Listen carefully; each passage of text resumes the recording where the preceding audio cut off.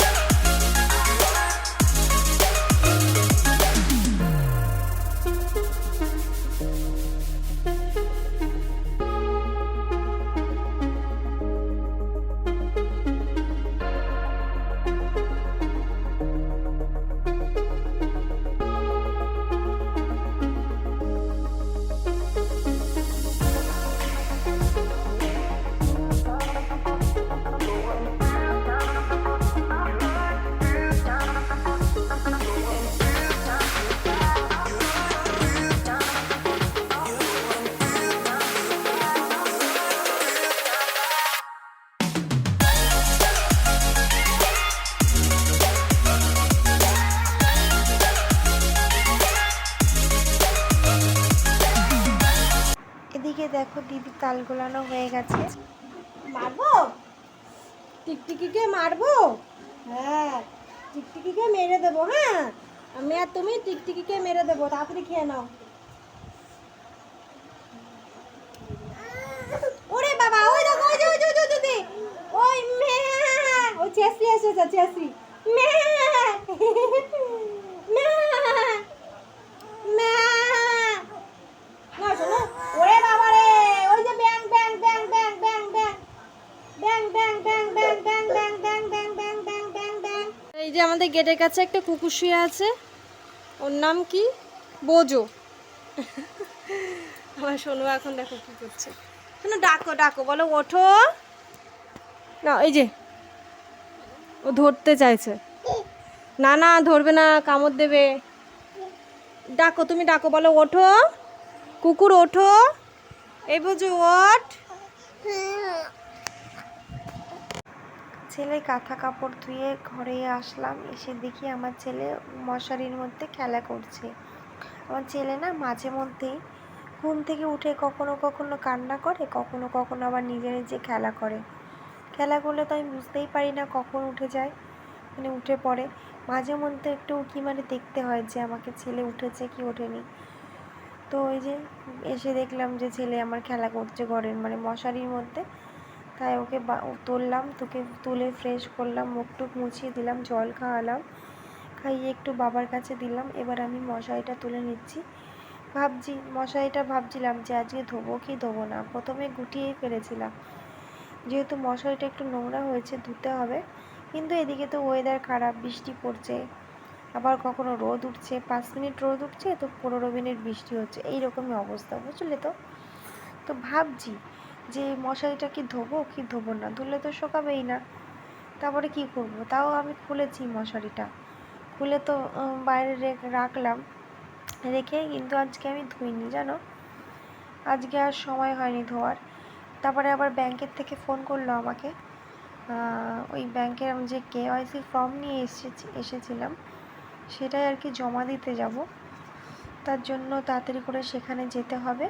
তাই ভাবলাম এমনি এখন 11টা, সাড়ে 11টা প্রায় বেজে গেছে, ভাবলাম যে থাক তাহলে আজকে আর ধোবো না, যেহেতু বৃষ্টি পড়ছে আর ধুলে শোকাবে না, যেহেতু আমাকে আবার রাত্রে টানাতে হবে।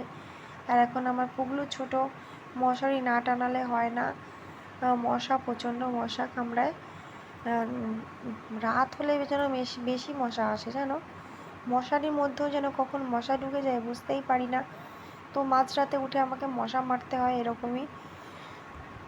তো চলো আমি এদিকে তাড়াতাড়ি করে এটা খুলে নিই। আর এদিকে মশারির ওই যে চারদিকে যে দড়িটা, ওটা একদম পেঁচিয়ে গেছিলো, তাই খুলতে একটু সমস্যা হচ্ছিলো।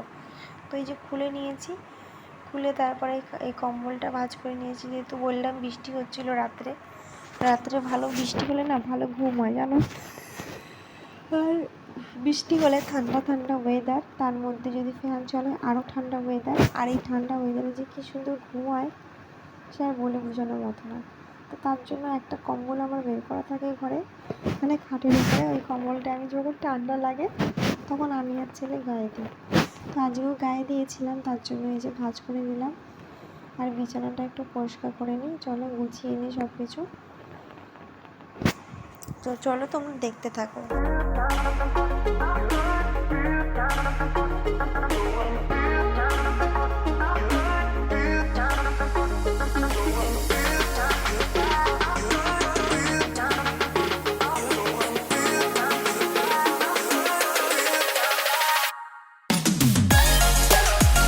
বিছানা গোছানো হয়ে গেছে, আর এখন হচ্ছে পেঁপে সেদ্ধতে ছেলেকে এখন ভাত খাওয়াচ্ছি।